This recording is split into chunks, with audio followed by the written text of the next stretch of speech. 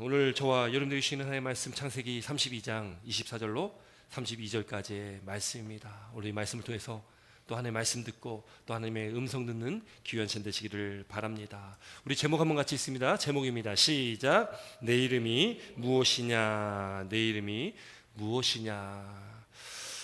이번에 제가 3주 동안 이렇게 휴가를 다녀오면서 또 너무나 감사한 시간들이 많이 있었습니다. 또 특별히 저희 교회를 이렇게 거쳐가신 분들 또 만날 수 있는 그런 시간들이 있었습니다. 그래서 멀리 제주도에서 은채와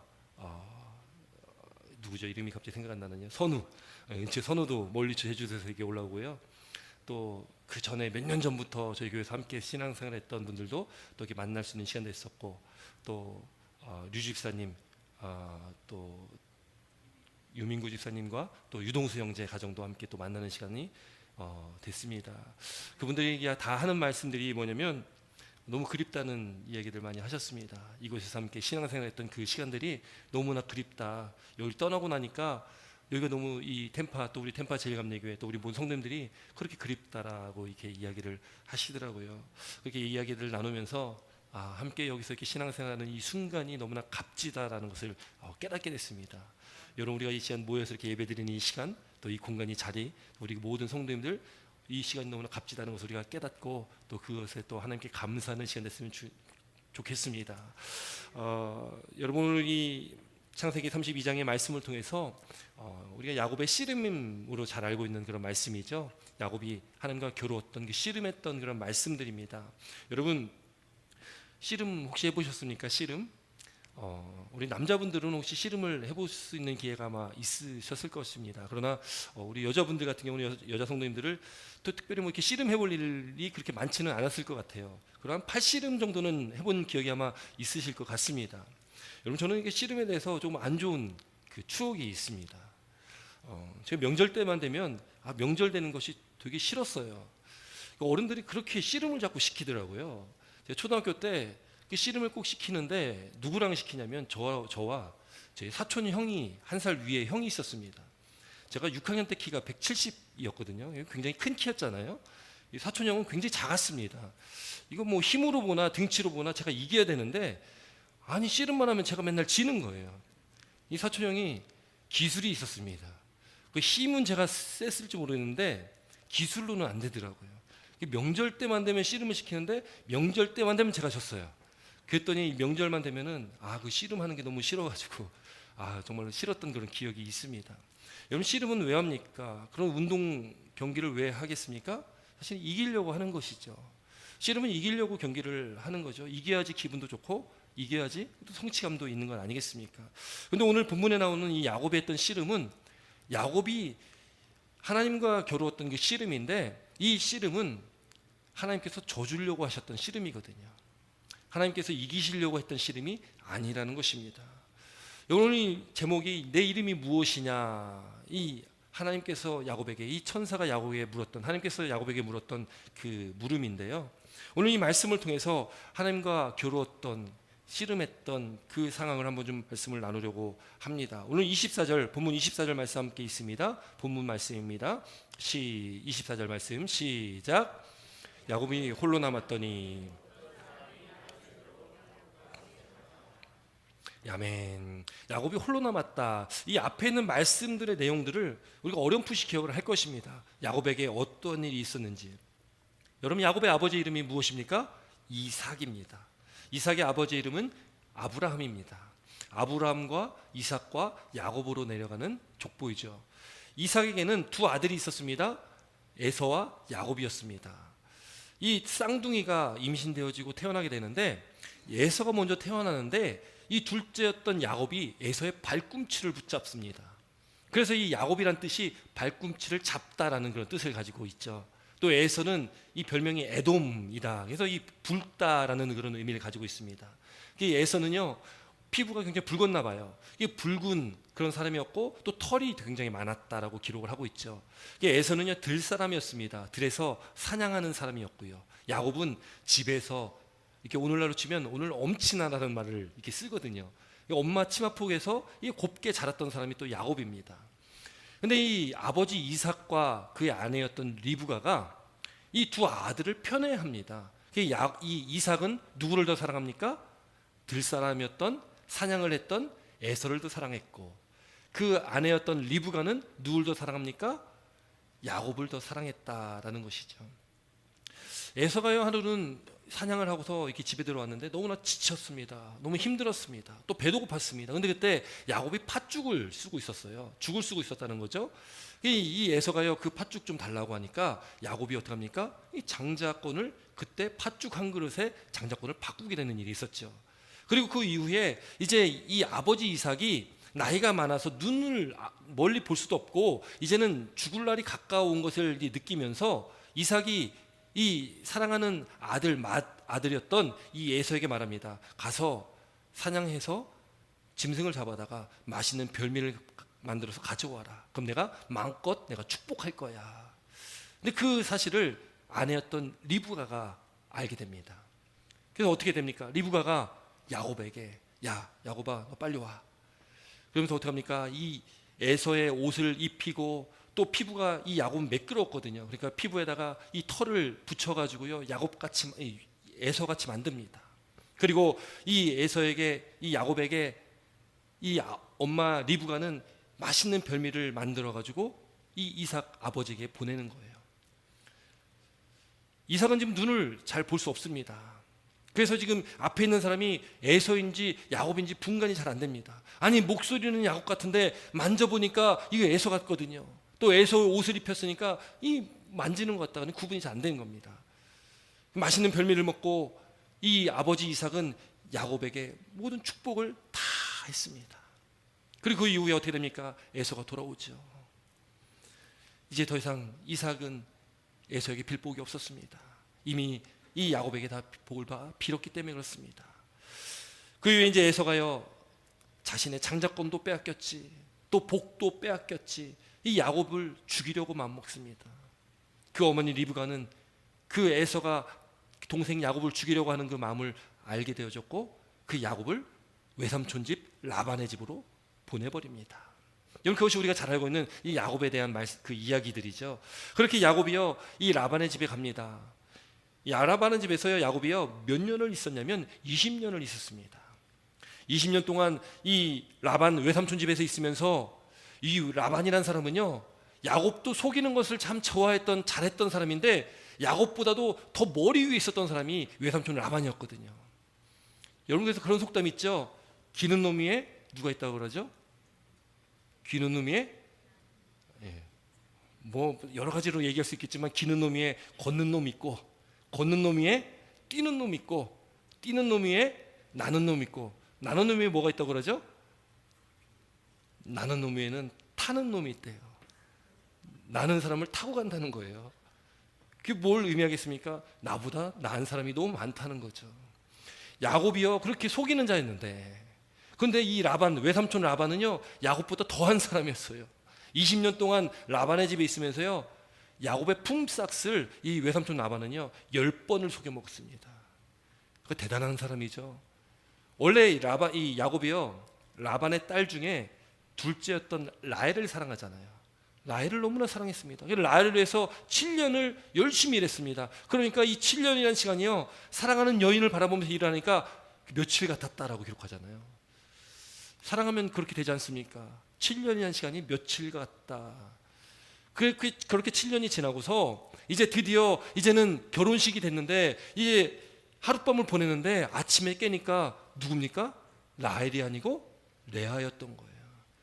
야곱은 라헬을 위해서 7년 동안을 일했습니다. 그런데 아침에 눈을 떠보니까 라헬이 아니고 그의 누이였던 레아가 있었던 거죠. 야곱은 따집니다. 아니 외삼촌, 아니 어떻게 이렇게 할 수 있습니까? 그때는 이 라반이 얘기하는 거예요. 우리 이 지역에서는 언니가 시집가지 않았는데 동생을 줄 수 없다. 그러니까 언니를 먼저 시집 보내야 된다는 거예요. 그 이후 어떻게 됩니까? 또 7년을 또 라헬을 위해서 또 7년을 또 일합니다. 그렇게 지난 시간이 20년의 시간입니다. 그 20년 시간 동안 그 외삼촌 라반에게 수없이 속임을 당했던 사람이 야곱입니다.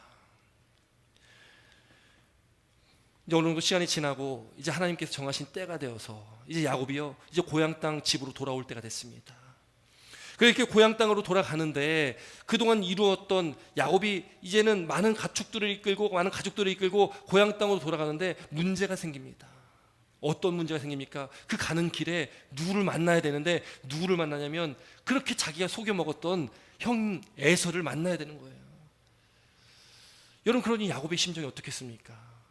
에서가, 안 그래도 에서가 죽이려고 해가지고 자기가 그렇게 피난 갔는데 그 길을 가면서 형 에서를 만나야 되는 그 심정이 얼마나 두려웠겠습니까? 야곱이요, 그렇게 잘 속이는 자였고 또 야곱은 어떻게 보면 굉장히 비열했던 것 같아요. 그럼 여러분, 한 가정의 가장이라면, 아빠라면, 아내라면 어떻게 됩니까? 내가 먼저 앞장서 나가서 그 에서와 담판을 짓든지 뭔가를 해야 되는데, 야 여보, 내가 있잖아, 내가 책임질 테니까 걱정하지 마, 얘들아 아빠가 있잖아, 아빠가 있으니까 아빠 믿어, 이런 모습을 보여야지 아름다운 가장의 모습 아니겠습니까? 근데 야곱은요, 오늘 본문의 앞절에 이게 말씀 보면은 야곱은요 가축을 떼로 나눕니다. 세 떼로 나누고 그 떼를 먼저 첫 번째 떼를 보내고 조금 거리를 두고 두 번째 떼를 보내고 또 세 번째 떼를 보냅니다. 그리고 맨 마지막에 자기의 가족들을 보내는 거예요. 그 자기는요, 오늘 본문 24절 말씀 보니까 야곱은 홀로 남았더니, 야곱은 그런 사람이었습니다. 가장답지 못했습니다. 아빠답지 못했습니다. 그 한 가족을 책임지는 그 책임감이 너무나 없었던 사람이 야곱이었던 것 같아요. 물론 그것이 형 에서에 대한 두려움 때문에 그렇게 했죠. 야곱이라는 인물은 그렇게 연약했던 존재였습니다. 그랬던 야곱 홀로 남았습니다. 이제 홀로 남았던 그때에 어떤 사람이 날이 새도록 야곱과 씨름을 했다라고 오늘 본문에 기록을 하고 있다라는 것이죠. 여러분, 야곱의 생애 가운데 가장 중요한 위기의 순간을 지금 맞고 있는 것입니다. 앞으로 에서를 만나야 되는데, 그 형을 만나야 되는데, 에서가 지금 그 종들의 이야기를 들어보니까 400명을 거느리고 자기를 만나러 지금 오고 있다는 거예요. 여러분, 400명이라면 한 군대거든요. 그 큰 군대를 이끌고 에서가 지금 오고 있다는 겁니다. 그럼 무엇 하자는 것입니까? 싸우자는 것이죠. 그동안 내가 당했던 그 내 장자권도 빼앗기고 또 이 축복도 빼앗겼던 것들, 그동안 내가 갚지 못했던 이 원수를 내가 갚을 거야. 그런 마음을 가지고 지금 에서는 오고 있습니다. 그런 야곱은 정말 그 혼란과 두려움 속에 있을 수밖에 없었던 건 아니겠습니까? 그런데 그때에 한 사람이 나타났는데 그 사람이 야곱과 씨름을 했다. 그 씨름은 밤이 새도록 계속되어졌던 씨름이었다라는 것이죠.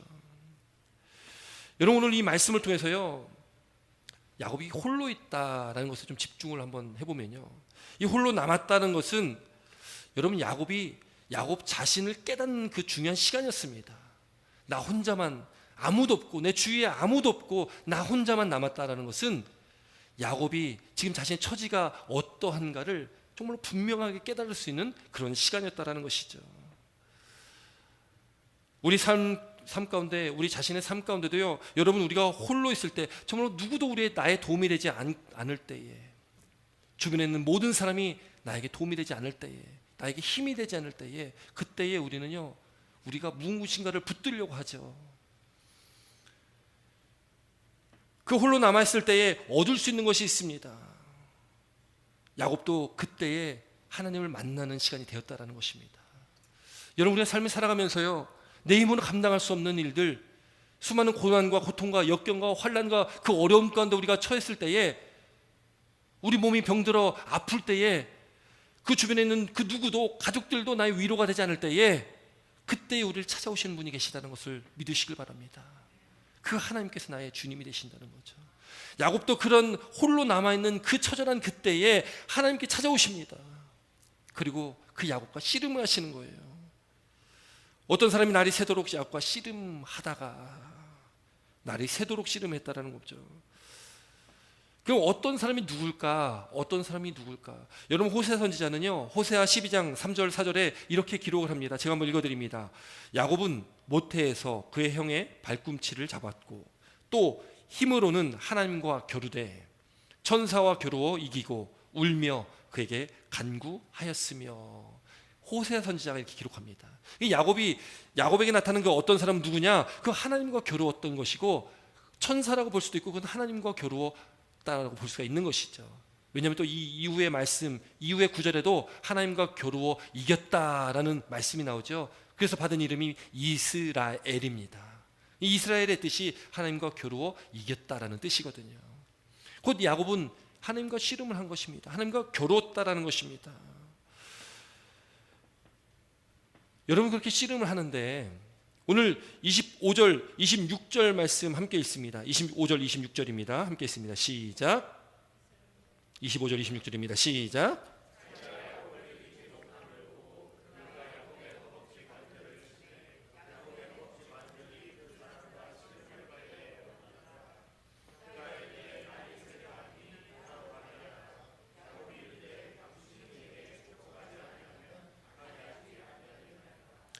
아멘. 여러분 지금 야곱이 씨름하지 않습니까? 근데 씨름을 하는데 25절 말씀 보니까 자기가 그게 어떤 사람이라는 그 대상이죠. 자기가 야곱을 이기지 못함을 보았다. 여러분 지금 이 어떤 사람은 앞서 호세아도 말씀했듯이 또 이 어떤 사람은 하나님입니다. 하나님의 천사라고 봐도 되고요. 하나님이십니다. 하나님과 씨름을 하는데 그 씨름을 이기지 못했다, 이기지 못함을 보고 여러분 근데 이것이 우리가 상식적으로 이해가 되겠습니까? 아니 사람이 하나님과 겨루었는데 사람이 어떻게 하나님을 이길 수가 있겠습니까? 이길 수가 없는 것이죠. 그럼 이 의미가 무엇일까요? 그 의미가 무엇인지 오늘 이 말씀을 통해서 우리는 깨달아야 된다는 것이죠. 그 어떤 사람이 야곱과 씨름하는데 지금 이 야곱과 씨름을 때때로 이 야곱과 씨름을 우리가 기도로 우리가 이야기를 할 때가 있습니다. 말씀을 나눌 때가 있죠. 여러분 우리가 이렇게 기도해야 됩니다. 이렇게 야곱과 씨름하듯이 이렇게 붙들고 기도해야 됩니다. 그런데 여러분 이 말씀을 단순히 기도에 대한 말씀으로 본다면 굉장히 좁은 시각으로 볼 수밖에 없는 것이죠. 이건 기도가 아니라 여러분 기도는 무엇입니까? 기도는 우리 연약한 존재인 인간이 하나님께 올려드리는 것이 기도거든요. 이 방향성이 다른 거죠. 인간이 하나님으로부터 하나님께로 나아가는 그 방향성을 갖고 있는 것이 기도입니다. 그런데 지금 이 씨름은 야곱이 무엇인가를 얻기 위해서 지금 이 붙들고 씨름하는 것이 아니라 지금 그 홀로 있는 야곱을 하나님께서 찾아오신 것입니다. 하나님께 찾아오셔서 하나님께서 지금 붙들고 씨름을 하는 것입니다. 왜요? 이 씨름은 야곱이 무엇인가를 얻기 위해서 하는 씨름이 아닙니다. 이 씨름은 하나님께 찾아오셔서 하나님께서 야곱과 씨름하면서 야곱을 통해서 하나님께서 무엇인가를 얻기 위해서 이 씨름을 통해서 야곱이 이 씨름 가운데 깨닫게 하기 위해서 하나님께서 지금 이 야곱을 붙들고 계시다라는 것이죠. 이 씨름을 통해서 야곱은 깨달아야만 했습니다. 그럼 무엇을 깨달아야만 했습니까? 야곱은 이 씨름을 통해서요 야곱 자신이 어떤 처지에 있는지를 깨달아야만 했습니다. 내가 그렇게 무력한 사람이구나, 무가치하고 아무것도 아니라는 사실을 이 씨름을 통해서 깨달아야만 했던 것입니다. 야곱은 열심히 씨름했습니다. 그가 고집이 굉장했던 사람이기도 합니다. 욕심도 있었고 그렇게 욕심을 얻기 위해 뭔가 이루기 위해서 남을 속이기도 했고요. 또 그만한 열심도 있었습니다. 그래서 씨름을 하는데 열심히 씨름을 했습니다. 이 원어적 의미를 보면 이 씨름하다의 원어의 의미는 먼지가 쌓이다, 붙잡다 뭐 이런 의미가 있는데 아주 열심히 치열하게 매우 격렬하게 씨름했다라는 것을 나타내고 있다라는 거죠. 물론 그러나 이 씨름이 단순히 어떤 힘겨루기 위해서 끝나는 것이 아니라 그것은 기도로도 나아가야 됩니다. 왜요? 야곱도 그 씨름 가운데 이 천사를 붙들고 매달렸다라는 거죠. 여러분 그 사람이 이 야곱을 이기지 못함을 보고 어떻게 합니까? 야곱의 허벅지 관절을 쳤다라는 거예요. 허벅지 관절을 쳤다. 근데 여기에 허벅지 관절을 쳤다라는 그 원어의 의미가 정말로 때렸다, 막 어떤 것을 이렇게 부수듯이 그렇게 강력하게 가격했다라는 의미가 아니라 원어적 의미는 터치거든요. 그냥 만졌다라는 것입니다. 하나님께서는 이 야곱을 힘을 강하게 주어셔서 야곱을 칠 필요가 없으셨습니다. 그냥 하나님은 그냥 만지시기만 해도 됐던 것입니다. 만지기만 해도 야곱이 깨닫게 충분했다라는 것이죠. 야곱은 그 허벅지 관절이 어긋나게 됩니다. 그렇게 허벅지 관절이 어긋났다면 이 씨름은요 이제 끝난 겁니다. 야곱이 이길 수가 없는 씨름입니다. 아니 허벅지 관절이라도 멀쩡하면 어떻게 좀 더 붙들고 더 싸워보겠는데 허벅지 관절이 이제 어긋났다면 이거는 이제 게임 끝이죠. 더 이상 씨름이 진행될 수가 없습니다. 그런데 여러분 그 이후의 말씀 보십시오. 다시 26절 한번 같이 읽어보겠습니다. 26절입니다. 시작. 그가 이르되 날이 새려니 나로 가게 하라. 야곱이 당신이 내게 축복하지 아니하면 가지 않겠나이다. 아멘. 여러분, 야곱은요 그 씨름 가운데 자기가 허벅지 관절이 뒤틀리고 어긋났는데도 그럼에도 불구하고 이 천사를 붙들고 있는 겁니다. 하나님을 붙들고 있는 겁니다. 여러분, 우리가 하나님께 간구할 때, 기도할 때 그런 자세로 기도해야 되죠. 하나님 끝까지 붙들어야 됩니다. 끝까지 붙들어야 된다는 거죠. 그러나 이 씨름에 하나님께서 이 야곱을 찾아오셔서 이 씨름을 하신 이유는 이 씨름을 통해서 야곱이 깨달아야만 했던 자신의 무능력함, 자신의 부족함을 야곱은 깨달아야 했습니다. 야곱은 그동안 그렇게 속이는 자로서 그 욕심을 가지고 그렇게 살아왔던 사람입니다. 그랬던 사람을 하나님께서는 이제는 변화시켜 주십니다. 어떻게 해요? 이스라엘로 바꿔주시는 거예요. 야곱을 이스라엘이라는 이름으로 바꿔주시는 겁니다. 그래서 하나님께서 묻습니다. 야곱에게 묻는 거예요. 내 이름이 무엇이냐? 내 이름이 무엇이냐? 이 야곱이라는 이름은 육적인 이름으로 볼 수 있습니다. 이스라엘이라는 것은 영적인 이름으로 하나님께서 바꿔주셨다는 것이죠. 여러분, 오늘도 하나님께서는 우리 가운데 살아 역사하신 하나님이십니다. 우리 삶 가운데 함께 하시고 우리를 끊임없이 붙잡아 주시는 하나님이십니다. 하나님께서 저 여러분들 가운데, 우리 삶 가운데 늘 우리와 씨름하고 계시다는 것을 우리는 깨달아야 된다는 거죠. 왜 씨름하겠습니까? 왜 저 여러분들과 왜 씨름하겠습니까? 깨닫게 하기 위해서 씨름하시는 겁니다. 우리의 존재를 깨닫게 하기 위해서 씨름을 하신다는 거죠. 그럼 우리는 어떻게 됩니까? 존재를 깨달아야 됩니다. 아니, 그럼 우리가 여기 질문할 수 있죠. 아니, 하나님이신데, 그럼 하나님은 그냥 말씀 한마디로 이 천지 만물을 창조하신 하나님이신데 그냥 순식간에 말씀 한마디로도 이 야곱을 깨닫게도 하실 텐데 왜 밤새도록 씨름을 하셨을까? 왜 하나님께서 밤새도록 씨름을 하셨을까? 여러분, 하나님은요 정말로 말씀 한마디로 하나님께서 원하시는 거 다 이루실 수 있는 분이십니다. 그러나 하나님은 인격적인 하나님이시라는 것을 믿으시기 바랍니다. 하나님은요 인격적이신 분이시기 때문에 하나님께서 우리에게 기회를 주시는 거예요. 우리와 씨름하시는데 밤새도록 씨름하시는 이유는 우리에게 기회를 주시는 겁니다. 깨닫기 위해서 하나님께서는 그 깨달을 그때를 기다리시면서 하나님께서는 우리에게 그 사랑을, 그 은혜를 베풀어 주시고 있다는 것을 믿으시기 바랍니다. 그렇게 기다려 주시는 하나님의 은혜가 야곱에게도 있고, 또한 오늘날 이 시대를 살아가고 있는 저와 여러분들에게도 그가 기다려 주시는 하나님의 은혜가 반드시 있다는 것을 믿으시기 바랍니다. 그때에 야곱에게요 하나님께서 그 흔적을 주시는 거예요. 이 흔적이라는 것은 무엇입니까? 그의 환도뼈, 이 뼈가 어긋나게 되는 것입니다. 여러분, 우리 믿음의 삶 가운데 하나님께서 흔적을 주십니다. 우리가 살아가면서 믿음의 생활하면서요 우리에게도 갖가지 흔적이 있을 것입니다. 예를 들어서 우리가 하나님 말씀과는 살지 못할 때 하나님께서 우리를 만지시는 때가 있죠. 우리를 치실 때가 있습니다. 건강으로 치실 때도 있고, 또 때로는 어떤 사람을 통해서 우리를 치실 때도 있고, 여러 가지 상황 속에 우리를 치실 때가 있다는 거, 우리를 만지신다는 거예요. 왜 그랬습니까? 우리를 사랑하시니까. 하나님께 우리에게 징계를 주실 때가 있다는 거죠. 깨닫게 하시기 위해서 우리에게 그 어려움을 주실 때도 있다는 것입니다. 여러분, 우리 삶 가운데 그런 어려움, 또 여러 가지 흔적들이 있지 않으십니까? 그 흔적이 있을 때에 우리는 그 하나님의 은혜를 깨닫게 됩니다. 하나님께 날 그렇게 사랑하시는구나, 하나님께 나의 삶을 그렇게 책임지시는구나, 그 은혜를 우리는 깨달을 수가 있다는 것이죠. 그래서 우리에게는 그 흔적이 있어야 됩니다. 물론 그 흔적은 아픔이 있습니다. 여러분이 뼈가 부러진다는 것, 뒤틀린다는 것이 얼마나 아프겠습니까? 그 흔적이 있어야 되지 않겠습니까? 흔적은 깊으면 깊을수록 더 기억에 남게 되죠. 저도 이 새끼손가락에요 이 꼬맸던 자국이 있거든요. 이 자국이 언제 생겼냐면 저 초등학교 한 4학년 5학년 때 생긴 자국인데요, 제 친구가 제 돈을 들고 도망쳤습니다. 열심히 뛰어갔습니다, 잡으려고. 그런데 현관문이 큰 유리로 됐는데 나가면서 그 유리문을요 그냥 닫아버린 거예요. 그래서 제가 이 새끼손가락으로 그 유리문을 격파했습니다.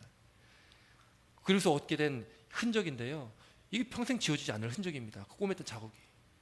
근데 이 흔적을 보면은 제가 그때 그 시절 그 순간이 기억이 난다는 거죠. 우리에게 흔적을 주시는 이유는 무엇입니까? 기억해라라는 거거든요. 기억해라. 베드로가요 예수님을 3번 부인했습니다. 그리고 닭이 울었을 때 그가 깨닫게 되죠. 예수님께서 말씀하신 것을 깨닫습니다. 여기서 전에 오는 그 이야기를 통해 볼 때에 베드로는요, 닭 우는 소리만 들었을 때, 닭 우는 소리만 들어도 그가 통곡을 하고 기도를 했다는 거죠. 그 흔적 아니겠습니까? 여러분 삶에 흔적이 있으십니까?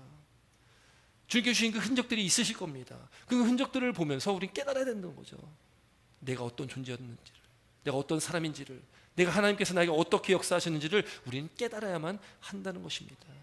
그래서 하나님께서 그렇게 친히 이 요셉을, 이 야곱을 하나님께 붙잡아 주시고 밤새도록 그 씨름을 했다라는 거죠. 씨름을 하면 어떻게 이기겠습니까? 인간이 하나님을 어떻게 이기겠습니까? 그건 하나님께서 져주신 씨름입니다.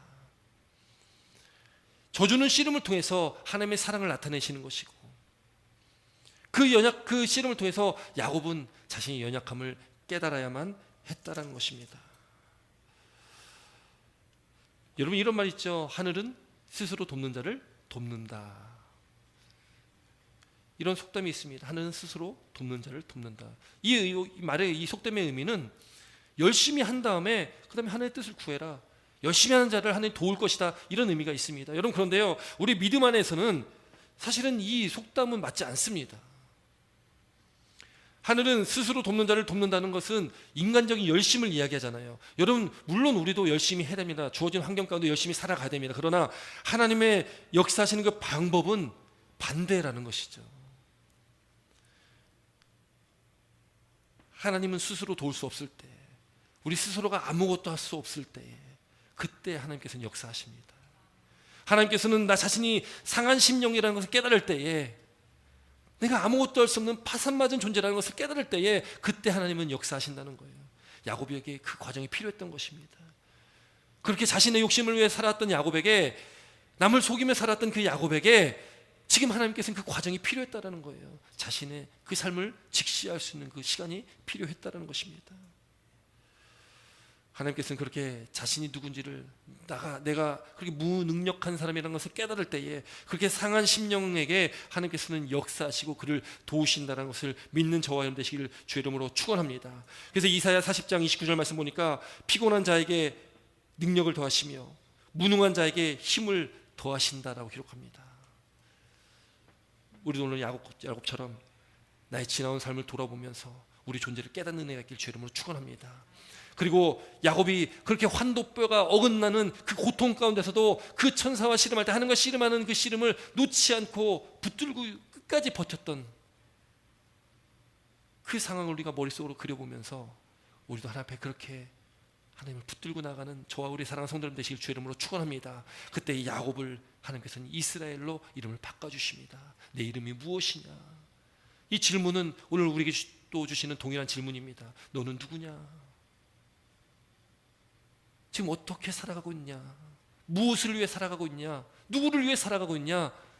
여러분, 이 시간 동일하게 저와 여러분들에게 주시는 그 질문이라는 것을 깨닫고, 오늘도 우리가 이 말씀 앞에 우리를 되돌아보면서 다시금 우리가 말씀 앞에 오직 하나님의 영광을 위해서, 또 나 자신을 살았던 지난 시간들을 이제는 다 버리고 오직 하나님의 영광을 위해서 살겠습니다라는 믿음의 고백이 우리가 되길 주의 이름으로 축원합니다. 나의 무능력함, 내가 아무것도 할 수 없는 그런 존재라는 것을 깨닫고, 그런 상한 심령이 가난한 자가 되어서 오늘도 주님, 나는 아무것도 할 수 없는 존재여오니 하나님, 주님께서 주의 일을 이루어 주시옵소서. 주님께서 제 삶을 책임지시고 저희 삶을 이끌어 주십시오라는 믿음의 고백으로 오늘 주 앞에 나아가며, 오늘도 우리가 영적 이스라엘 되어서 하나님의 영광을 돌리며 그 감사와 기쁨이 넘치는 복된 믿음의 삶으로 나가시는 저 우리 사랑하는 성도님 되시기를 주의 이름으로 축원합니다. 기도드리겠습니다.